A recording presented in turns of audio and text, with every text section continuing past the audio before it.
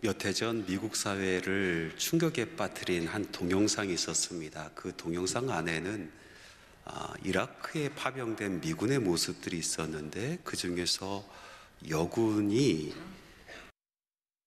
이라크에서 잡은 인질을 가혹행위하는 그런 동영상의 장면들이 고스란히 있었던 것입니다.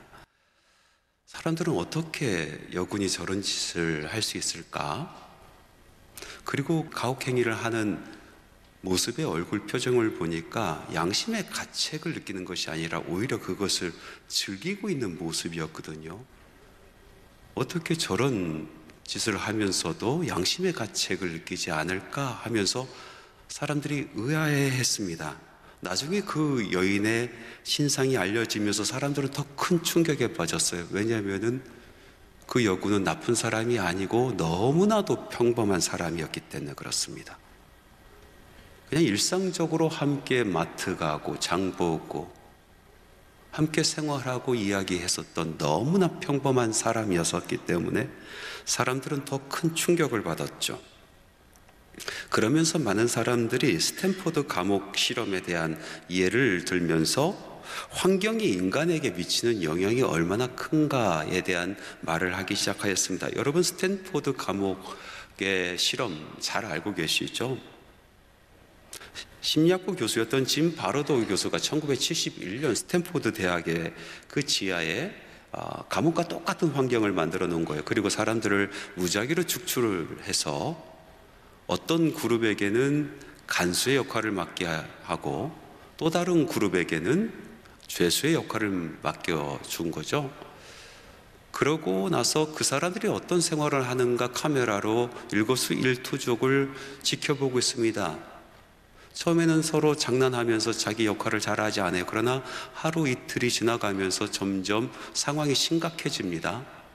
그리고 나중에는 정말 간수는 자기가 간수가 된 것처럼 행동하고 죄수는 자기가 정말 죄를 짓고 그곳에 있는 것처럼 행동하기 시작하고, 그리고 간수가 급기야는 죄수를 가혹행위하는 그런 일들이 벌어지면서 원래의 계획과는 다르게 6일 만에 이 실험을 종료시켜 버렸습니다. 큰일이 날 것 같다라는 생각이어서 그랬습니다.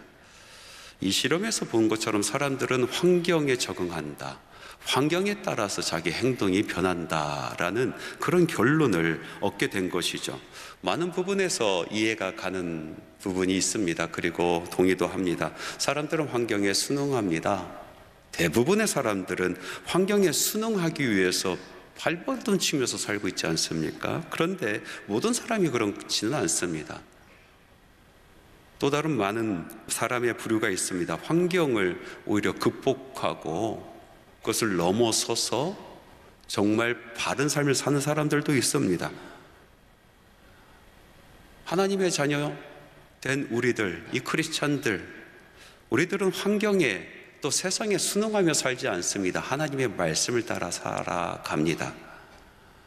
죽은 물고기는 물살을 거스러 올라가지 못하고 살아있는 물고기만 물살을 거스러 올라간다는 말처럼 정말 살아있는 신앙을 가지고 있는 사람들은 환경에 굴하지 않습니다. 말씀 붙들고 살아갑니다. 갈렙이 그런 사람이었습니다.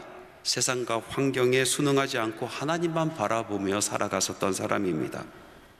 정말 살아있는 물고기처럼 환경을 역류해서 올라가며 믿음으로 승리했었던 이 갈렙의 이야기에 오늘 귀를 기울여 봅시다. 여호수아 장군이 이제 나이가 많이 들어서 가나안 정복의 미션을 더 이상 수행할 수가 없었습니다. 그래서 하나님께서 여호수아 장군을 불렀습니다. 그리고 새로운 지시를 내리십니다. 이스라엘 지파의 모든 수장들을 모아서 자기들이 원하는 땅을 분배시켜주고, 그리고 이제 그 땅을 자기들이 스스로 정복하라라는 새로운 지시였습니다. 모세가 이미 르우벤 지파와 갓 지파와 므낫세 반 지파에게 이 요단강을 건너오기 전 그 동쪽 땅을 약속했기 때문에 그 사람들이 빠지고, 그리고 성전을 지켜야 되는 레위 사람들이 빠지고, 나머지 9지파와 므낫세 반 지파의 수장들이 한 자리에 모였습니다. 그리고 땅을 분배받기 시작하였습니다. 여러분들이 만일 한 지파의 수장으로 그 자리에 참여했다라면 여러분들은 어떤 땅을 원하셨을까요? 좋은 땅을 원하지 않았을까요? 씨만 뿌려도 막 곡식이 쑥쑥쑥쑥 자라나는, 그래서 밥 걱정하지 않는 그런 땅을 원하지 않았을까요? 아니면 굳이 싸움을 하지 않아도 그냥 발만 내디뎌도 문이 척척척척 열려서 점령할 수 있는 그런 땅을 원치 않았을까요? 아니면 눈만 뜨면 그림이 펼쳐지는 해변가의 아름다운 땅을 원치 않았을까요? 대부분 사람들은 좋은 땅을, 쉬운 땅을 원했을 것입니다. 그런데 여기 그렇지 않은 한 지파장, 수장이 있습니다. 갈렙입니다. 갈렙은 조용히 제비 뽑고 자기에게 맡겨진 것을 수행하면 될 것인데 굳이 여호수아에게 찾아가서 땅을 먼저 달라고 합니다. 그것도 험한 땅을 달라고 합니다. 헤브론 지역입니다. 14장 12절 전반부의 말씀에 보니까 이렇게 기록되어 있습니다. 이 산지를 지금 내게 주소서. 당신도 그날에 들으셨거니와 그곳에는 아낙 사람이 있고 그 성읍은 크고 견고할지라도 평지도 아닌 산지 달랍니다. 농사 잘 짓지 못하는 그 땅을 달랍니다. 게다가 거인 족속인 아낙 족속이 있는 땅을 달랍니다. 그 성들이 견고해서 전쟁하기 힘든 그 땅을 달라고 이야기합니다. 그 땅이 헤브론 땅인데 15절 말씀해 보니까 헤브론의 옛날 명칭이 기럇 아르바라고 이야기했다라는 것입니다. 기럇 아르바에서 아르바라는 뜻은 아낙 사람들 중에서 가장 큰 사람들이란 뜻입니다. 다시 말해서 그 땅에 있는 사람들은 거인 중에 거인들이었다라는 것입니다. 아무도 원치 않았습니다. 아무도 그 땅에 들어가고 싶어 하지 않았습니다. 그러나 갈렙은 담대하게 들어가겠다라는 것입니다. 그 땅을 달라 내가 점령하겠습니다 라고 간청하고 있습니다. 여기서 질문 하나가 생깁니다. 왜 갈렙은 이 어려운 길을 걸어가려고 할까요? 무엇이 갈렙으로 하여금 이렇게 험한 땅을 원하게 했을까요? 근거 없는 자신감입니까? 아니면 객기입니까? 순간적으로 어떤 감동받아서 자기도 모르게 생각 없이 뱉은 말입니까? 우리는 여기서 갈렙의 이야기를 조금 더 귀 기울여 볼 필요가 있습니다. 6절부터 보면은 갈렙이 왜 내가 이 땅을 원하는지에 대해서 조목조목 설명하고 있습니다. 그 내용인즉슨 40세 젊은 나이에 모세를 통하여 약속받으신 그 말씀이 있었는데 내가 밟는 그 땅을 내가 내게 주리라 하신 그 말씀이었다는 것입니다. 그 말씀을 자기는 가슴에 새기고 한 번도 잊어본 적이 없다라는 것입니다. 그 말씀 부여잡고 살았다는 말씀입니다. 그리고 아주 중요한 말을 꺼내는데 14장 12절 후반부의 말씀에 이렇게 기록되어 있습니다. 우리 같이 한번 읽어보겠습니다. 그 성읍들은 크고 견고할지라도 여호와께서 나와 함께 하시면 내가 여호와께서 말씀하신 대로 그들을 쫓아내리이다. 여호와께서 함께 하시면 내가 그들을 쫓아내겠습니다. 하나님께서 말씀하시고 약속하신 그 땅이니 내가 그 땅을 차지하겠습니다 라고 말하고 있는 것입니다. 이것은 객기가 아닙니다. 순간적인 어떤 감정에 의해서 툭 튀어나온 말이 아니라 자기 마음속 깊은 곳에 있는 그 믿음, 그 믿음의 고백, 신앙의 고백을 하고 있는 것입니다. 또 하나 질문이 생깁니다. 여호와께서 나와 함께 하시면 내가 그것을 할 수 있겠다라는 그 신앙을 어떻게 가질 수 있게 되었을까? 갈렙이 경험한 하나님은 어떤 특별한 하나님이었을까요? 하나님께서 갈렙으로 하여금 어떤 특별한 경험을 하게 하셔서 하나님을 그토록 신뢰하게 만들었을까요? 그 답은 갈렙의 출신의 비밀에 있습니다. 여러분, 갈렙은 유대인이 아닙니다. 갈렙은 그니스 사람, 이방인입니다. 성경에 보니까 그니스 사람 여분네의 아들 갈렙이라고 이야기하고 있습니다. 사실 이스라엘 백성은요, 순수 혈통이 계속 이어진 그런 한민족이다 생각하는데 그런 민족이 아니고요, 여러 민족이 함께 있었던 다민족 국가입니다. 성경에 나오는 이스라엘도 마찬가지입니다. 성경 말씀에 보니까 출애굽할 때에 많은 허다한 족속, 잡다한 족속이 함께 나왔다라고 기록하고 있습니다. 이스라엘 백성만 나온 것이 아니라 하나님의 말씀을 믿었던 사람들이 나온 것입니다. 그리고 광야 생활을 하다 보니까 그 산악에서 살고 있는 동안에 조그만 소수민족의 사람들이 이스라엘 민족에게 하나님이 계시는데 그 하나님께서 정말 살아계시거든요. 정말 역사하고 함께 하시거든요. 그래서 그들도 우리도 저 하나님 따라갔으면 좋겠다 해서 이스라엘 족속으로 편성된 족속이 많이 있었습니다. 또 가나안 땅으로 들어갔을 때에 이스라엘과 함께하는 그 하나님, 승승장구하는 그 하나님의 모습을 보면서 그 사람들이 무서워하고 정말로 하나님께서는 상천하지 하나님이시다 고백하면서 이스라엘로 편승한 사람들이 참 많이 있습니다.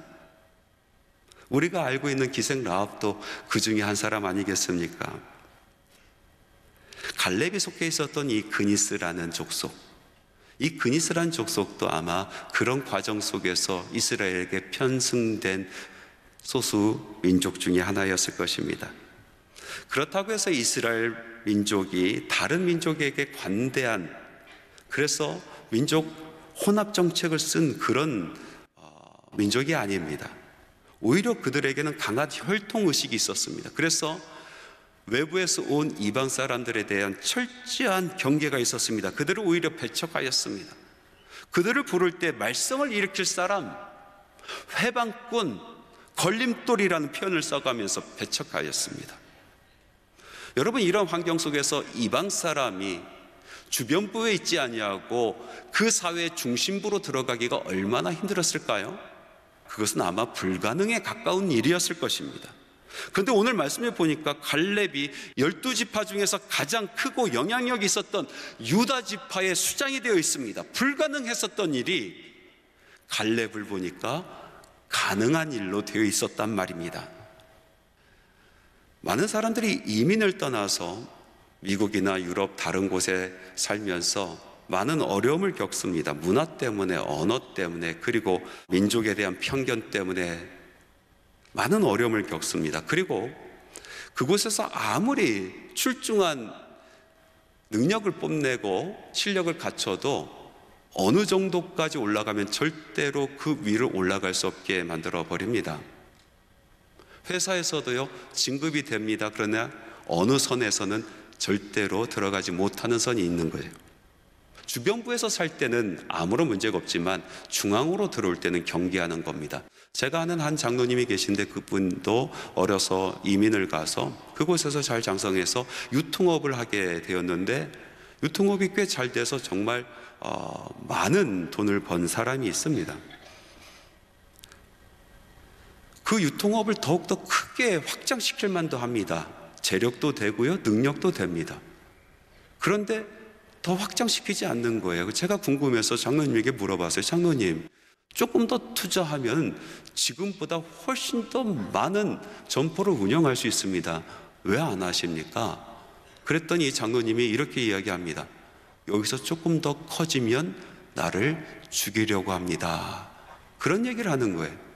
그러니까 그만큼까지는 용납이 되는데 거기서 더 커지면은 죽이겠다는 거예요. 그래서 자기의 재력을 숨기고 있어요. 자기의 실력을 숨기고 살아가는 거예요. 그게 이민자들의 삶입니다. 이 땅에서 살고 있는 외국인들을 보십시오. 편치 않는 삶을 삽니다. 우리들이 관대하게 포용하고 있지만은 언어 때문에 힘들어합니다. 문화 때문에 힘들어합니다. 민족에 대한 편견 때문에 수도 없이 많은 고초를 겪습니다. 그런 상황에서 갈렙이 자라났다는 것입니다. 얼마나 많은 비굴한 취급을 받았을까요? 마음속에 품었던 그 꿈을 수도 없이 짓밟혔을 것입니다. 그러나 갈렙은 환경을 탓하지 않습니다. 오히려 그것을 꿋꿋이 믿음으로 이겨나갔습니다. 마침내 그리고 유다의 수장이 되었습니다. 족장이 되었습니다. 하나님께서 역사하신 것입니다. 갈렙은 불가능한 것도 가능케 하시는 하나님의 손길을 그의 일생 가운데 경험했었던 것입니다.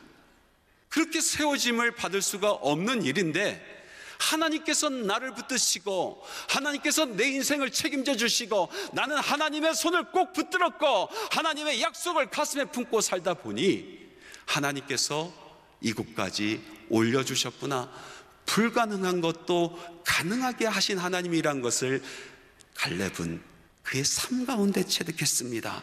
그래서 지금 이 고백은 순간적인 감정의 고백도 아닙니다. 객기도 아닙니다. 믿음의 고백입니다. 구체적으로 경험된 하나님에 대한 믿음의 고백인 것입니다. 하나님께서 나와 함께 하신다라면 그날의 여호와께서 말씀하신 이 산지를 내게 주시옵소서. 지금까지 나와 함께 하신 것처럼 지금 이 순간에도 나와 함께 하신다라면 내가 그 땅을 차지하겠나이다 라고 고백하고 있는 것입니다.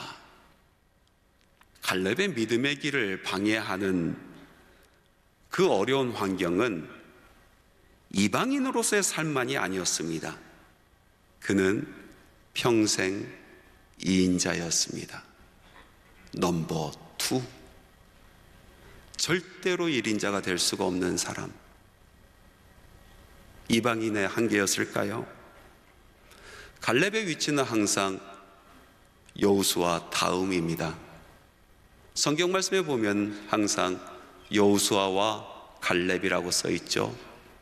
갈렙과 여호수아라고 쓴 적이 없습니다. 항상 여호수아와 갈렙입니다. 그래서 우리도 갈렙을 생각할 때 갈렙을 따로 생각하지 않고 여호수아와 함께 했었던 또 다른 장군 갈렙을 생각하죠. 넘버 2. 일평생 2인자였습니다. 그런데 모든 거 내려놓고 한번 따져봅시다. 여호수아와 갈렙, 용맹의 갈렙이 여호수아에게 뒤집니까? 충성이 뒤집니까? 믿음이 더 뒤집니까? 그의 성실이 뒤집니까? 어느 것 하나 여호수아와의 비교했을 때에 뒤지지 않는 사람이에요. 그러나 넘버 2, 2인자입니다.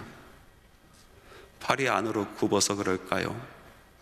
결국 모세는 이방 사람 갈렙이 아닌 순수 혈통인 여호수아를 후계자로 삼아요. 많은 사람들이 이제 갈렙에게 등을 돌리고 여호수아를 따라가기 시작합니다. 인간적으로 생각해 봤을 때 얼마나 화가 났을까요?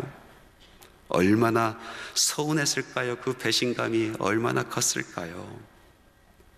내가 이스라엘을 위해서 얼마나 충성했는데, 내가 그 전장의 사지를 헤매면서 얼마나 죽을 힘을 다해 싸웠는데 아마 답답하고 서운한 마음이 몰려왔을 겁니다.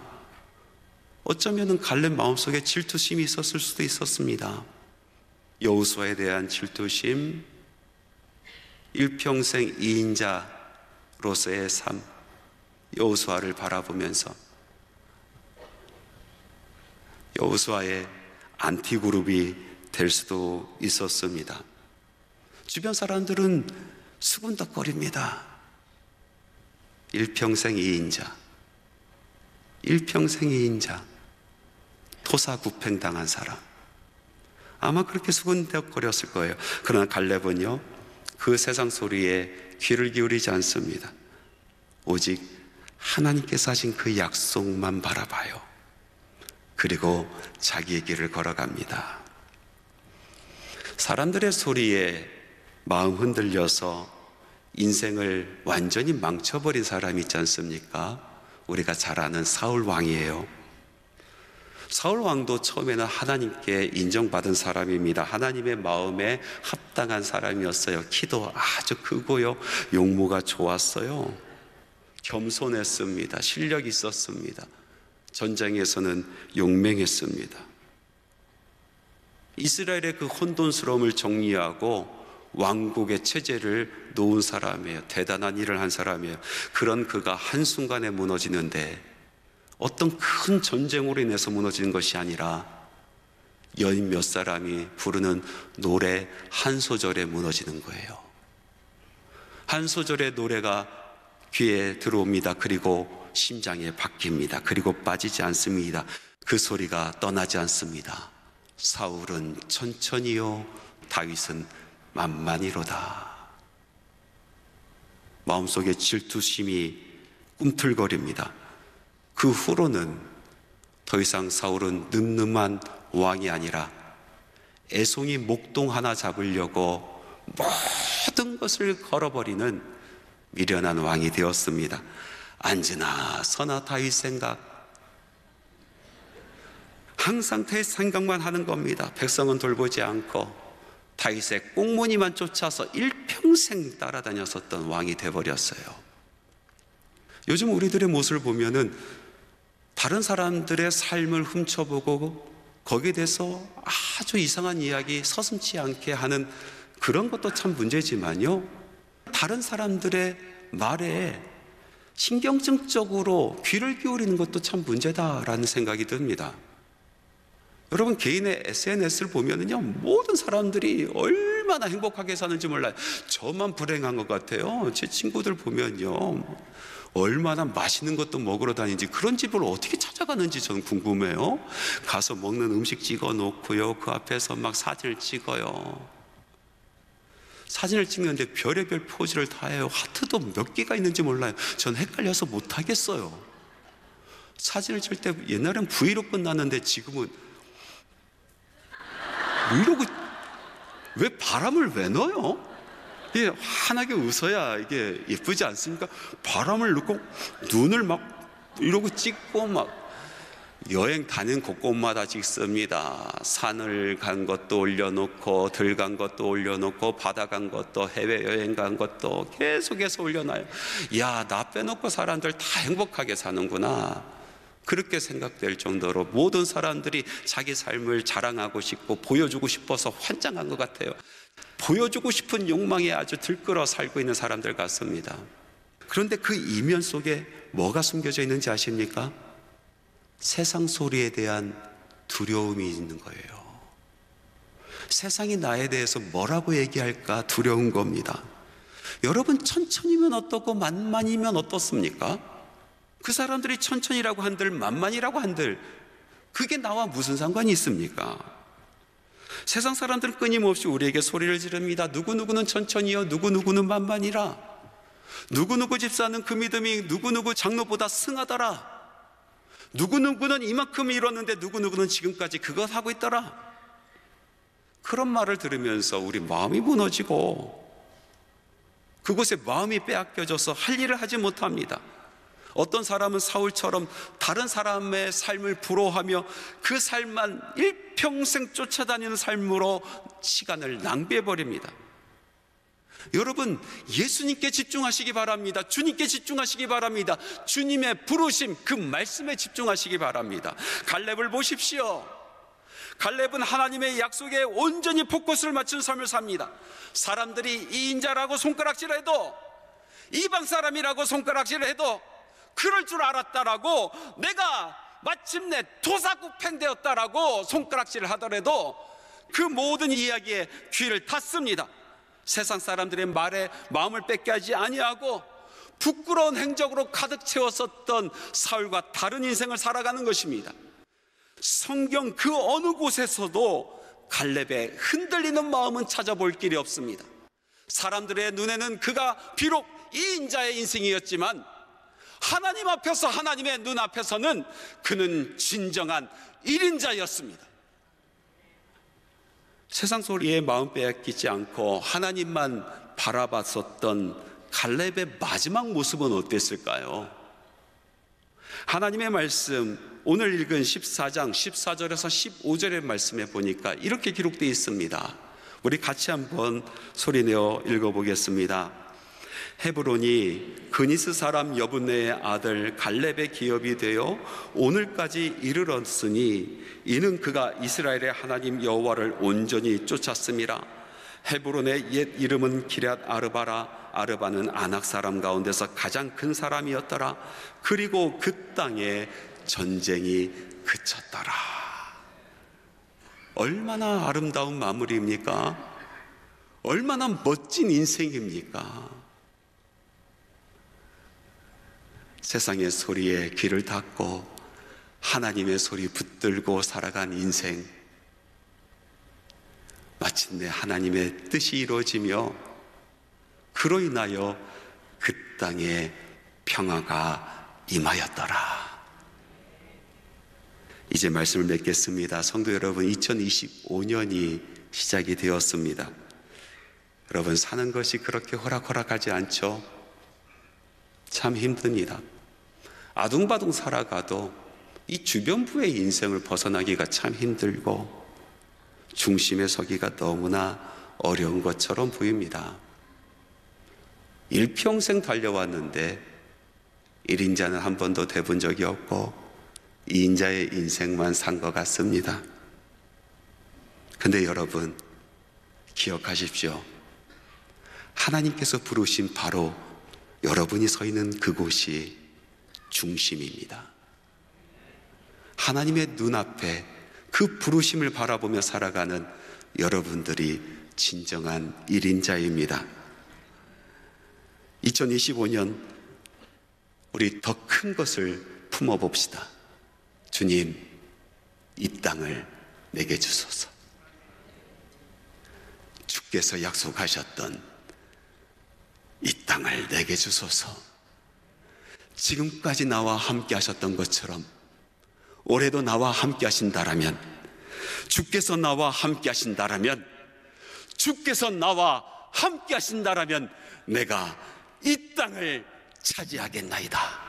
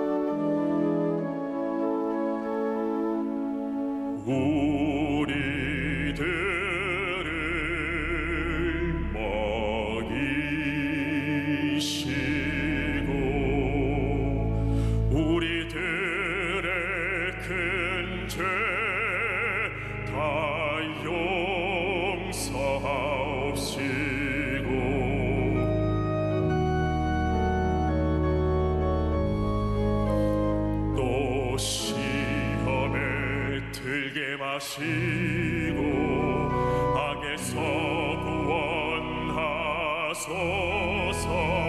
대개 주의 나라 주의 권세 주의 영광